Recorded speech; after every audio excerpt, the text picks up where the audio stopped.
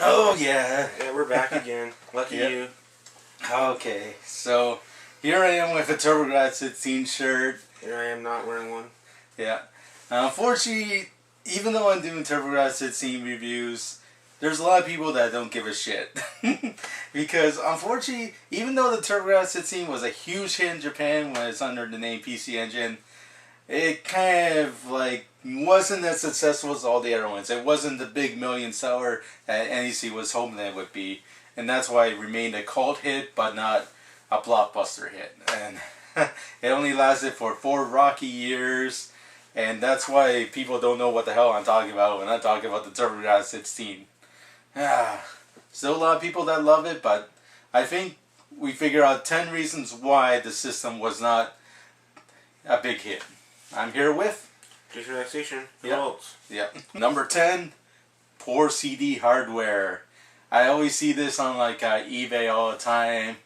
There's a broken turbo CD that needs fixing.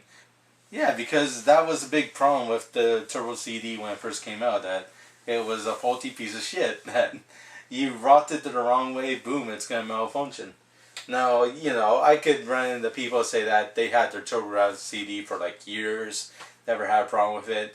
Then you run into people that, yeah, I think this happened with Spider-1A where he opened up the box and boom, his Turbografx-16 CD didn't work at all.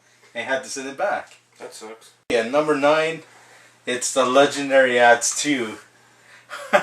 If you saw my review, I was very disappointed. It's still a good game and all, but it has just little to do with the Legendary Ads 1, which actually has an axe in it as your main weapon. Here, you have 2 guys holding axes here, but in the game they actually start with swords, and the sword is the main weapon. This is fucking false advertisement. It is. A popular series went belly up. Boom, gone. Legendary Ads 2 flops, and that's why it's number 9. I don't know, you may feel differently. I know I got some hate from people saying, oh, I can't believe you hate the Legendary Ads 2. It's a good game. It's a good game with a ridiculous premise. Let's just say that. Number 8, it's bad acting in the CD games. Kind of like we do in our videos. Yeah. Yeah, imagine our monotone, unrehearsed, voice acting in like a cool action game with a lot of guns like in Last Alert. Probably has the worst voice acting you ever heard. Very badly done. Here come the rebel armored soldiers. There's no damage on the weapons. Let me show them some fancy action now. Let me show you the fancy action now. In its original Japanese, it was probably a lot better. The characters had a lot more emotion. In the North American one, they're just collecting a paycheck because it's just some guys reading around like a coffee table or something. Oh no, the president is in trouble. We better rescue President Steve. Hey, you talk and I'll pretend to be the ventriloquist. Okay. I'm the main hero in this game, and I'm gonna turn you into roast pork. You will be the unsurvivor. Yeah. Gonna quit. Okay, that's bad. But that's a good example of what it could be. Like, it's so cheesy, it's so bad, it's so unrehearsed. You feel nothing for the characters, even though you have these cool anime scenes. You figure, why are they delivering these lines so bad? It's their first take and that's it, and that's why people laugh at the Turbografx-16. When you should be enjoying the game, you should be enthralled, and you shouldn't be laughing at, what terrible voice acting. Yeah, Voice Pokemon 2 wasn't too bad though. Okay, and number 7, it's horrible marketing. You go to a store, chances are they wouldn't have a Turbografx-16 They back wouldn't then. know what you're talking about. Yeah. Where did we get our Turbografx-16s? We had to go like in a store called Radio Shack. Yep, that's where I got mine. Believe it or not. We had those stores all over throughout Canada, but where was the Nintendo being sold? Where was the Sega Genesis being sold? Like a popular brand name store like Zeller's or Kmart. You could get all the big systems in like the big brand name stores. Yeah. Here we had to go to fucking Radio Shack. Yeah. And I felt funny, always walking into Radio Shack just to look at Turbografx-16 games. I think the guys behind the counter always thought I was going to like steal something or say, "What's this bratty little kid doing in our store?" Oh yeah, we sell these video games. You probably just thought it was a store that sold radios. The North American market also has some pretty crappy games for like, why would you release a game like Silent Debuggers or Time Ball for the North American market when Sonic Spike? Yeah, when nobody would care about games like these. Yeah, Sonic Spike is like a crappy 4-player volleyball game. Well, with a name like that, I think maybe it'd be like Sonic and he's getting drunk or something. Yeah. Or somebody's spiking Sonic's drink. Yep. If it was only that good. Yeah. Like, that was my number one for Turbografx-16. You know, top 10 list is underrated games, but there's also some crap that also gonna like turn you away, like Ghost Manor or World Sports Competition, you know, Ballistic, games. yeah, Davis Cup Tennis, Really, Davis Cup? yeah, The list goes on. yeah, China Warrior, Okay. just games nobody would want to play in like a million years. Speaking of marketing, they didn't even have one on display. They had Sonic on display. And they were still selling this system. Why not have this system on display? Oh, at your Radio Shack? Yeah. Yeah. In the mall. But no, they had to sell the other systems too when they realized that Turbografx-16 wasn't selling as well as it this used is to. not doing too good. We better get Sega in here. Yeah. And the funny thing is, the Turbografx-16 wasn't sold in most of the other stores. I think you had to go like to an EB or something, or Electronic Boutique when they were called back then. Yeah. And good luck finding any of those except in like a big town or something like Toronto. Mm-hmm. Which we don't live near, or like a couple hours away. Yeah, and you won't drive there no more. Yeah. Asshole. Well, screw you. It's too far away. It's big, it's loud, it's noisy, it's confusing. That's why I hate Toronto. No offense, Toronto, And Tony. don't you work at the casino? Isn't that big and loud? Off topic, man. Okay. So- Yeah, we're at number 6 now. The short extension cord of the controller. Yeah. It's only like 3 feet long. He's about to pick it out right here. If you're lucky, 3 feet. Yeah. Very short. You got a whole bunch of controllers hooked up with a turbo tat. You pretty much all have to be sitting close together, and I don't want to be sitting close to near him. No, nobody does. Yeah. No, no offense. I haven't farted yet. Yeah, but you just came from the bathroom. Okay, that's... Okay, I know, Off that's topic. off topic. Yeah. Okay.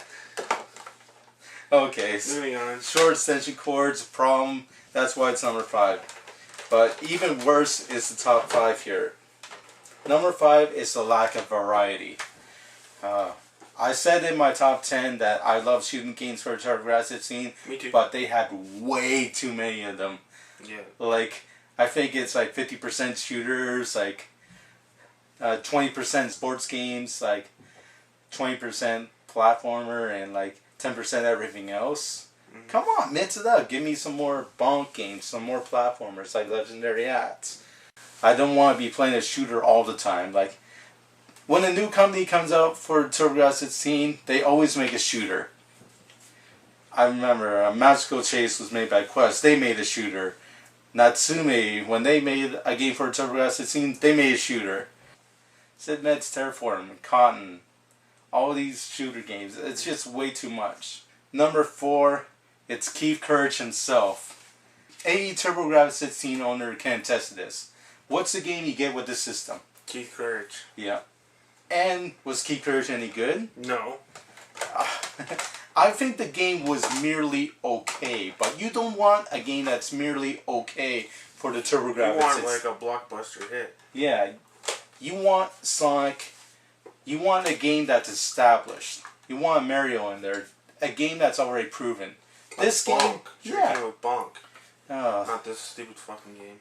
Yeah, that's the problem. Like, Bonk was a second-year release for Turbografx-16, but what NEC should have done to help sell the system, maybe put in Legendary Acts, or Blazing Lasers, or even Dungeon Explorer, something that shows off the capabilities of the Turbografx-16. Dungeon Explorer is a good 5-player game. Legendary Acts is a good action game that was getting high reviews even in Japan before the Turbografx-16 came out. And Blazing Lasers, that one is one of the most critically acclaimed shooters of all time, with a huge variety of weapons and power-ups. Those were all launch games. Why not include that in the system instead of naming your boss that was named like Keith Schaefer, Keith Courage and have them put it in this no-name character game. The game was based on a Japanese anime, or they didn't use a Japanese anime name. No, they just said, "Hey Keith, you want to be in a game? Sure. Alright, we'll name it Keith Courage." The game kind of sucks, and it's probably going to make the Turbografx-16 fail, but hey, we'll put you in anyway. I would agree with the Dungeon Explorer, because then people would have bought more controllers, people would have bought the, what are those? Yeah, all the pads for it. Yeah. They would have made much more money. Yeah. Oh, you want to play a game? Oh, I have to wait my turn. I only have one controller. Yeah. It's only one per game. So stupid, so stupid. And number 3 here, it's the shitty cover art. This one, a lot of people complain that this is bad artwork, but then you see shit like this. That's probably why they didn't make Dungeons for the packing game, is because the art department totally fucked up cover art. This is probably the worst cover artwork I've seen on any game ever. And there's no dungeon. Yeah. It's a castle. Why not have these guys like shooting their swords out, throwing magic? You know, what you actually do in like a role-playing game. Instead of have them having stand here on a cliff. This woman's about to fall off because she's facing the wrong fucking way. Yeah, and he probably would push her. Yeah. Well, I don't know if he could push her with his one bum leg. And that's the way with our Turbografx-16. We've got shitty artwork. Like, does this make any sense? Do you want to drop $70 for this? And that's how much they were back then. For crappy artwork like that. And number 2. Look at this. Look at this on the Turbografx-16. There's only one controller port on it. Hey, me and Jay are here. We want to play some Turbografx-16, but we only got one controller port. Bullshit. Yeah. You think about other 8-bit systems with it, like the Sega Master System, even the Atari 2600, original Nintendo, all of them had 2 controller ports. You know, it's to encourage your friend, your brother, to play with you. Yeah, like NEC or whatever, they were like saying, well, we can only put one controller port, so you have no friends. And then they'd be arguing over the controller, and, well, he wanted me to play, shut up. It's a one-player system. Yeah. And that's bullshit. Yep. 2 players should be standard for any gaming system. If No not matter two, what. like even then 64 had 4. Maybe they should have packed in like the TurboTap 3 with the system. And Dungeon Explorer or something like that. Yeah, it would have been so much better, but as it stands, you can only play one player with the Turbografx-16 itself. Even the Turbo Duo is like that. Only one controller port in front of it. And you see why. Crazy. Yeah, it's so stupid. And that's why it's number 2 on our list. But there's even something worse than all that. But what could be possibly worse than bad cover art, legendary attitude flopping, lack of variety, short extension cords, horrible marketing, And you gotta take bad off the voice back to acting. plug in the adapter. Yeah. Yeah, that was annoying too. But number 1, worst thing about the Turbografx-16, it's the fact that you buy a Turbografx-16 expecting a 16-bit system. That's right. And then you heard the rumors saying, oh, by the way, did you know that's not a real 16-bit system? What? What am I buying? Yep. It's 16 on the cover, and we found out that the main CPU is actually 8-bit. That this graphics card is actually 16-bit. So technically they're lying to us. You felt like a laughing stock. Yeah. That you bought another 8-bit system, like your old 8-bit Nintendo or Sega Master System. It all felt like a big lie. It felt like such a big con that even call it a Turbografx-16. Why not just keep the game or the name PC Engine, what it was called in Japan? I think there was some legal issue with calling it like a PC Engine because it was not like a personal computer sort of thing. Still, just call it like a Turbograph. That's what they called it in Europe, just Turbograph. Another thing I didn't like about the Turbografx-16 back in the day is that, whoa, it was so fucking expensive. Yeah. Back in Canada, the Turbo Express was actually $400. Really? You know, you buy something this expensive, you have to like take good care of it. Like, you can't bring this to school with you. Oh yeah, for sure. Yeah, you get jumped like the 20 kids saying, give that to me. And how many batteries does that take? It takes 6 AA batteries that only last for like 5 hours, and boom, you gotta get more. That's crazy. Yeah. Good thing you had a good friend like myself to buy you an adapter for it. Yeah. Watch, and now he's gonna want some. Oh, remember when I bought that adapter? Okay, now give me your last McNugget or something. We didn't even go to McDonald's. No, we went to Burger King. Okay, now we're getting off topic again for the third time. But still, we love the Turbografx-16. Me and Jays are huge fans. I had the Turbo Duo. He has the Turbografx. We still love the system. We're just coming out with top 10 things that probably killed it off before it should have, but we still recommend that you play it and all. We don't want to be like haters or anything, even though it's more funny. Yeah. Yeah. We're still gonna like play the Turbografx-16, and I want to see if I can review all the games, which I think I got about 100 down, so I might be close. If not more. Don't hate, celebrate. That's right. Alright, that sounds kind of fucking lame, but whatever. Pick and choose your Turbografx-16 stuff. Don't play the bad stuff. Focus on the good. And make sure you play it. Yeah. Alright, over and out. See you there. Subscribe to both our channels. Nope, just me. No, fuck you. Okay.